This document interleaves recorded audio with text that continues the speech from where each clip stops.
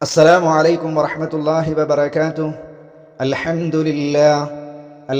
لله رب العالمين، والصلاة والسلام على أشرف رسول الله وعلى آله وصحبه أجمعين. رب اشرح لي صدري ويسر لي أمري واحلل عقدة من لساني يفقه قولي. إن أريد إلا الإصلاح ما استطعت وما توفيقي إلا بالله عليه توكلت وإليه أنيب. أعوذ بالله من الشيطان الرجيم. بسم الله الرحمن الرحيم. صاد والقرآن ذي الذكر. ഏറ്റവും സ്നേഹബഹുമാനമുള്ള സഹോദരങ്ങളെ, സഹോദരിമാരെ, സുഹൃത്തുക്കളെ, അല്ലാഹു റബ്ബുൽ ഇസ്സത്തിൻ്റെ കൽപ്പനകളും നിയമനിർദ്ദേശങ്ങളും വിധിവിലക്കുകളുമൊക്കെ ജീവിതത്തിലുടനീളം കാത്തുസൂക്ഷിച്ച് അള്ളാഹുവിൻ്റെ ഇഷ്ടവും അവൻ്റെ പൊരുത്തവും അവൻ്റെ സ്നേഹവും അള്ളാഹുവിൻ്റെ സ്വർഗവും നേടിയെടുക്കുവാൻ അള്ളാഹു നൽകിയിട്ടുള്ള മുഴുവൻ അവസരങ്ങളെയും സന്ദർഭങ്ങളെയും കഴിവിൻ്റെ പരമാവധി ഉപയോഗപ്പെടുത്തണമെന്ന് ഏവരോടും ഏറെ ഗൗരവത്തോടെ ഓർമ്മപ്പെടുത്തുകയാണ്, വസിയ്യത്ത് നൽകുകയാണ്. അള്ളാഹു സുബ്ഹാനഹു വ തആല അതിന് നമുക്കേവർക്കും തൗഫീഖ് നൽകി അനുഗ്രഹിക്കുമാറാവട്ടെ. ആമീൻ. 38-ാം അധ്യായമായ സൂറത്തു സ്വാദ് എന്ന അക്ഷരം കൊണ്ടാണ് ആരംഭിക്കപ്പെട്ടത്. 3 അധ്യായങ്ങളാണ് ഒരു അക്ഷരം കൊണ്ട് തുടങ്ങപ്പെട്ട സൂറത്തുകളുള്ളത്. 3 സൂറത്തുകൾ. ഒന്ന് 50-ാമത്തെ അധ്യായം സൂറത്ത് ഖാഫ് എന്ന അക്ഷരം കൊണ്ട് ആരംഭിച്ചു. രണ്ടാമത്തേത് 68-ാം അധ്യായമായ സൂറത്ത് ഖലമാണ്. സൂറത്ത് ഖലം നൂൻ എന്ന ഒരു അക്ഷരം കൊണ്ട് ആരംഭിച്ചു. ഒരക്ഷരം കൊണ്ട് ആരംഭിച്ച മൂന്നാമത്തെ മറ്റൊരു സൂറത്താണ് 38-ാം അധ്യായമായ സൂറത്ത് സ്വാദ് എന്ന ഇങ്ങനെ ഖുർആനിൽ ഒരക്ഷരം കൊണ്ട്, 2 അക്ഷരം കൊണ്ട്, 3 അക്ഷരം കൊണ്ട്, 3-ൽ അധികം അക്ഷരം കൊണ്ടൊക്കെ തുടങ്ങപ്പെട്ട സൂറത്തുകളുണ്ട്. എന്നാൽ ആ അക്ഷരങ്ങളുടെ അർത്ഥം ഇന്നത് തന്നെയാണ് എന്ന് ഉറപ്പിച്ച് പറയാൻ അള്ളാഹുവോ റസൂലോ നമുക്ക് പഠിപ്പിച്ചു തന്നിട്ടില്ല. എന്നാൽ ആ അക്ഷരങ്ങൾ അള്ളാഹു തആല ഖുർആനിൽ വെറുതെ പറഞ്ഞതുമല്ല, അതിനെന്തെങ്കിലുമൊക്കെ അർത്ഥങ്ങൾ ഉണ്ടാവാം. അത് അള്ളാഹു ആലം, നമ്മളത് ചിന്തിച്ച് തല പുണ്ണാക്കേണ്ടതുമില്ല. എന്നാൽ ഈ അക്ഷരങ്ങൾക്ക് അതിൻ്റെ ശേഷമുള്ള ആയത്തുകളുമായി അർത്ഥപരമായോ ഘടനാപരമായോ ഒരു ബന്ധവും ഉണ്ടാവുകയും ഇല്ല. ഏതായിരുന്നാലും സൂറത്തു സ്വാദ് സൂറത്തു യാസീനിൽ നമ്മൾ പറഞ്ഞു, അവിടെ നീട്ടൽ നിർബന്ധമായതുപോലെ സൂറത്തു സ്വാദും നീട്ടൽ നിർബന്ധമാണ് ഖുർആൻ പാരായണം ചെയ്യുന്ന സമയത്ത്. സ്വാദ് വൽ ഖുർആനി ദിക്ർ. സ്വാദ് വൽ ഖുർആനി, ഖുർആൻ തന്നെയാണ് സത്യം, ഖുർആൻ തന്നെയാണ് സത്യം. ദിക്ർ, എങ്ങനത്തെ ഖുർആനാണ്? ഉപദേശം നൽകുന്ന, ഉത്ബോധനങ്ങൾ നിറഞ്ഞ ഖുർആൻ. ധാരാളം ഉപദേശങ്ങളും ധാരാളം ഉത്ബോധനങ്ങളും നിറഞ്ഞു നിൽക്കുന്ന ഖുർആൻ തന്നെയാണ് സത്യം എന്ന് പറഞ്ഞുകൊണ്ടാണ് അല്ലാഹു സുബ്ഹാനഹു വ തആല സൂറത്ത് സ്വാദ് ആരംഭിക്കുന്നത്.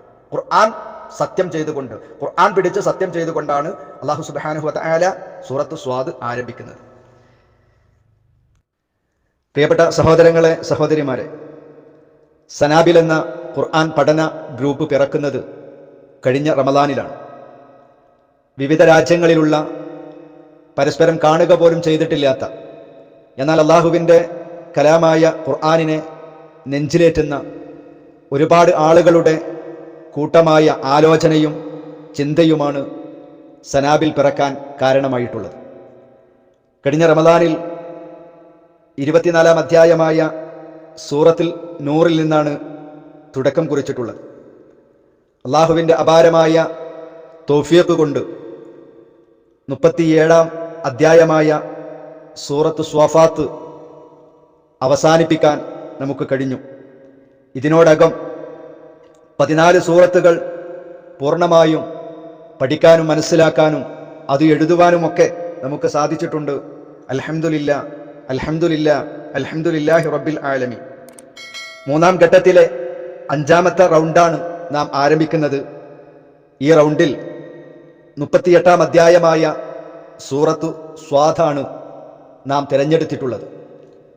പഠിക്കാനും പകർത്തുവാനും അള്ളാഹുവിൻ്റെ കലാം അതെന്താണ്, അള്ളാഹു നമ്മോട് എന്താണ് പറയുന്നത്, വായനകൾക്കൊപ്പം ചിന്തിക്കുവാനും മനസ്സിലാക്കുവാനും അത് ജീവിതത്തിൽ പകർത്തുവാനുമൊക്കെ നമുക്ക് കഴിയേണ്ടതുണ്ട്. അള്ളാഹു തൗഫീഖ് നൽകി അനുഗ്രഹിക്കുമാറാവട്ടെ. ഇങ്ങനെ ഖുർആനിന്റെ പേരിൽ സത്യം ചെയ്തുകൊണ്ടുള്ള 3 സൂറത്തുകൾ നമുക്ക് കാണാൻ കഴിയും. 3 സൂറത്തുകളാണ്. ഒന്ന് നാം പഠിച്ച 36-ാം അധ്യായമായ സൂറത്ത് യാസീൻ. വൽ ഖുർആനിൽ ഹകീം, വിജ്ഞാനപൂർണമായ ഖുർആൻ തന്നെയാണ് സത്യം. പരിപൂർണമായ വിജ്ഞാനം നിറഞ്ഞിരിക്കുകയാണ്. വിജ്ഞാനപൂർണമായ ഖുർആൻ തന്നെയാണ് സത്യം. രണ്ടാമത്തേത് ഖുർആൻ പിടിച്ചുകൊണ്ട് സത്യം ചെയ്തത് 50-ാമത്തെ അധ്യായമായ സൂറത്തു ഖാഫാണ്. വൽ ഖുർആനിൽ മജീദ്, മഹത്വമേറിയ ഖുർആൻ തന്നെയാണ് സത്യം. മൂന്നാമത് ഖുർആനിന്റെ പേരിൽ സത്യം ചെയ്തുകൊണ്ട് അല്ലാഹു പറഞ്ഞത് 38-ാം അധ്യായമായ ഈ സൂറത്താണ് സൂറത്തു സ്വാദ്. വൽ ഖുർആനി ദിക്ർ, ഉത്ബോധനത്തിന്റെ ഖുർആൻ തന്നെയാണ് സത്യം. ഉത്ബോധനങ്ങൾ നിറഞ്ഞ, ഉപദേശങ്ങൾ നിറഞ്ഞ ഖുർആൻ തന്നെയാണ് സത്യം. പരിശുദ്ധ ഖുർആൻ പരിശോധിച്ചാൽ നമ്മുടെ ജീവിതത്തിൽ ആവശ്യമായ എല്ലാ ഉപദേശങ്ങളും നിർദ്ദേശങ്ങളും അല്ലാഹു സുബ്ഹാനഹു വ തആല നൽകിയിട്ടുണ്ട്.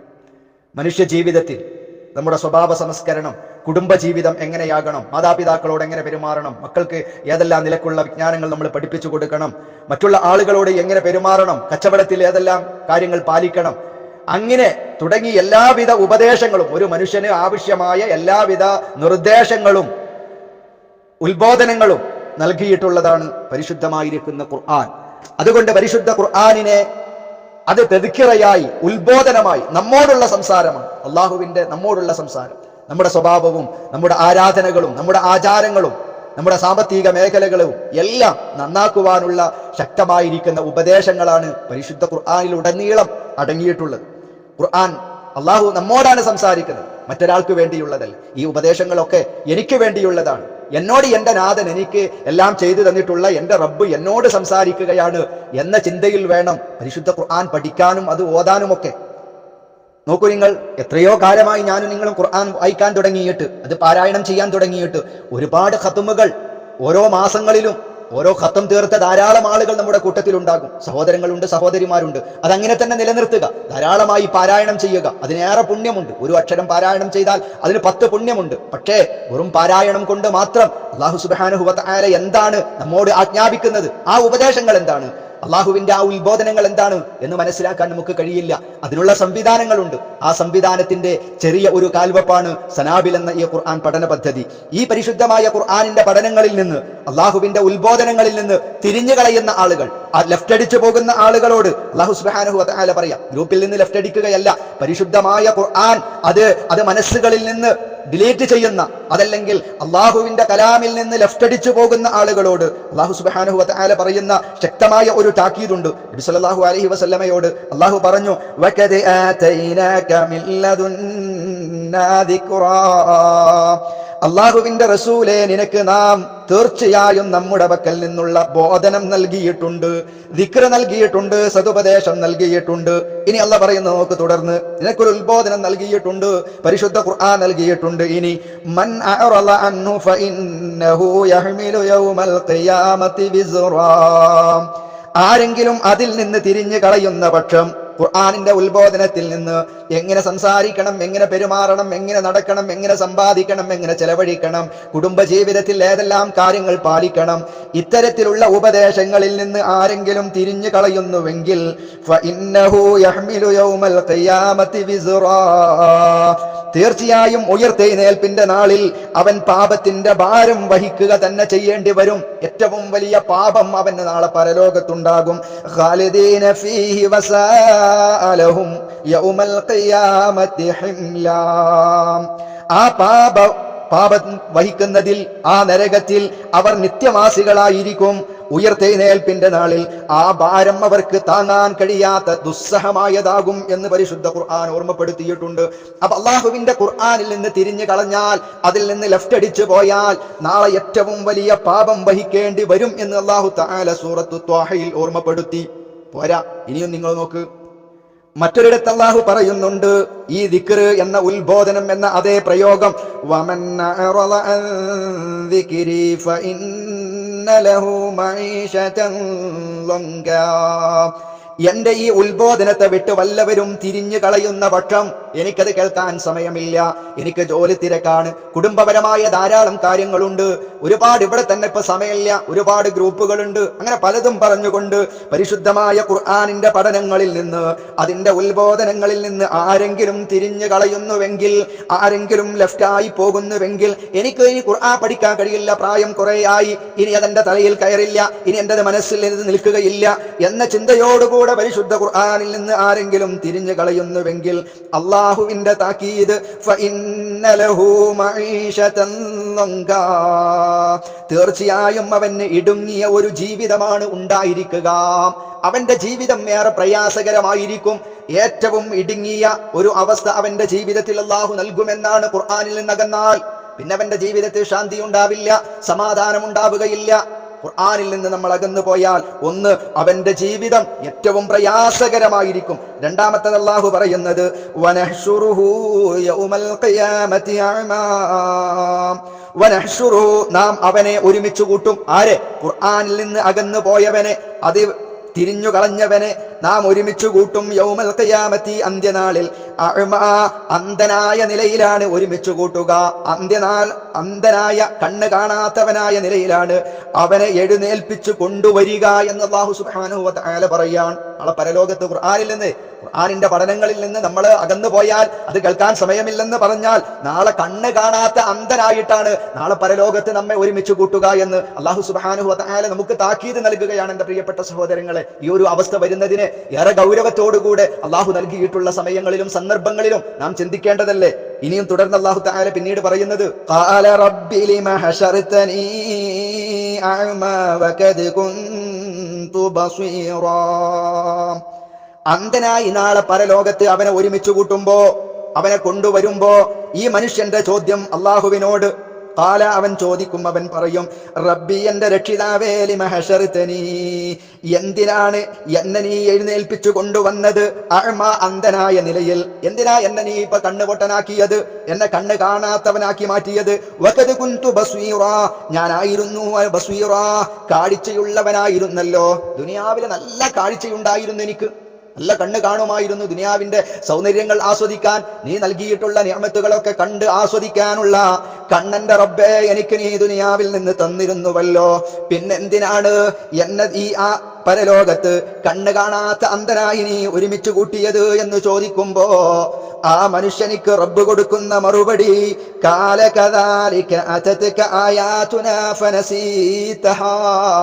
കാല, അല്ലാഹു പറയുന്നു, കദാലിക, അങ്ങനെ തന്നെയാണ് കാര്യമൊക്കെ നീ പറഞ്ഞത് തന്നെയാണ് ശരി. എന്ത്? നീ ദുനിയാവിൽ കണ്ണ് കാണുന്നവനായിരുന്നു, പക്ഷേ അതതക ആയാതുനാ, നമ്മുടെ ദൃഷ്ടാന്തം നിനക്ക് വന്നെത്തുകയുണ്ടായി. അള്ളാഹുവിന്റെ ഖുർആന് പഠിക്കാൻ ഞാൻ എന്താണ് നിന്നോട് പറയുന്നത് എന്ന് ചിന്തിക്കാനും മനസ്സിലാക്കാനും പഠിക്കാനും എഴുതാനുമൊക്കെ നിനക്ക് അവസരങ്ങൾ കിട്ടി. അന്ന് അവസരം കിട്ടിയപ്പോ ഫനസീതഹ, നമ്മുടെ ദൃഷ്ടാന്തങ്ങൾ വന്നപ്പോ ഫനസീതഹ, നീ അത് മറന്നു കളഞ്ഞു. അന്ന് ഖുർആൻ പഠിക്കാനൊക്കെ സമയമില്ല, തിരക്കായിരുന്നു, ബിസി ആയിരുന്നു, ഒരുപാട് കാരണങ്ങൾ പറഞ്ഞുകൊണ്ട് ആ ഖുർആനിന്റെ പഠനത്തിൽ നിന്ന്, നമ്മുടെ ദൃഷ്ടാന്തങ്ങളെ കുറിച്ച് ചിന്തിക്കുന്നതിൽ നിന്ന് നീ പിന്തിരിഞ്ഞവനാണ്. അന്ന് എന്നെ നീ മറന്നപ്പോ, എന്റെ ഉത്ബോധനങ്ങൾ നീ മറന്ന കാരണത്താൽ, വകദാലികൽ യൗമ തുൻസാ, ഇന്നത്തെ ദിവസം ഞാൻ നിന്നെയും മറക്കുകയാണ് എന്ന് അല്ലാഹു സുബ്ഹാനഹു വ തആല അവന് മറുപടി കൊടുക്കുമെന്ന് പ്രിയപ്പെട്ട സഹോദരങ്ങളെ പരിശുദ്ധ ഖുർആനിലൂടെ റബ്ബ് സുബ്ഹാനഹു വ തആല നമുക്ക് പഠിപ്പിച്ചു തന്നിട്ടുണ്ട്. അതുകൊണ്ട് സൂറത്ത് സ്വാദ് അല്ലാഹു തആല ആരംഭിക്കുന്നത് സ്വാദ് വൽ ഖുർആനി ദിക്ർ, ഉത്ബോധനത്തിന്റെ ഖുർആൻ തന്നെയാണ്, അത് യഥാർത്ഥം തന്നെയാണ്. അത് യഥാർത്ഥം തന്നെയാണ്. ഖുർആനിൽ അസത്യങ്ങളില്ല. ഖുർആനിൽ അല്ലാഹു നമുക്ക് ദോഷകരമായ ഒരു കൽപ്പനയും ഖുർആനിലില്ല. നമ്മുടെ ജീവിതത്തെ ചിട്ടപ്പെടുത്തുവാനും നാളെ സ്വർഗത്തിലേക്ക് എത്താൻ ആവശ്യമായ കാര്യങ്ങൾ മാത്രമേ റഹ്മാനായ റബ്ബ് ഖുർആനിലൂടെ പറഞ്ഞിട്ടുള്ളൂ എന്ന ഒരു ചിന്ത, എന്ന ഒരു ഓർമ്മപ്പെടുത്തലോടുകൂടെയാണ് പരിശുദ്ധ ഖുർആൻ സൂറത്തു സ്വാദ് 38-ാമത്തെ അധ്യായം ആരംഭിക്കുന്നത്. അതുകൊണ്ട് ഉത്ബോധനത്തിന്റെ ഖുർആൻ അത് യഥാർത്ഥം തന്നെയാണ് എന്ന ഈ ആയത്തോടുകൂടെ ആരംഭിക്കുന്ന പരിശുദ്ധ ഖുർആൻ സൂറത്തു സ്വാദ് പഠിക്കുക, ആദ്യാവസാനം വരെ അത് കേൾക്കുക, അതുമായി ബന്ധപ്പെട്ട ചർച്ചകളിലും ക്ലാസുകളിലും പങ്കാളികളാവുക. അള്ളാഹു പഠിക്കാനും മനസ്സിലാക്കാനും ഖുർആനിന്റെ ഉത്ബോധനങ്ങളെ, അള്ളാഹുവിന്റെ സംസാരങ്ങളെ അത് ശ്രവിക്കുവാൻ അള്ളാഹു നമുക്കൊക്കെ തൗഫീഖ് നൽകി അനുഗ്രഹിക്കുമാറാവട്ടെ. വആഖിറു ദഅ്വാനാ അനിൽ ഹംദുലില്ലാഹി റബ്ബിൽ ആലമീൻ. അസ്സലാമു അലൈക്കും വറഹ്മത്തുള്ളാഹി വബറകാതുഹു.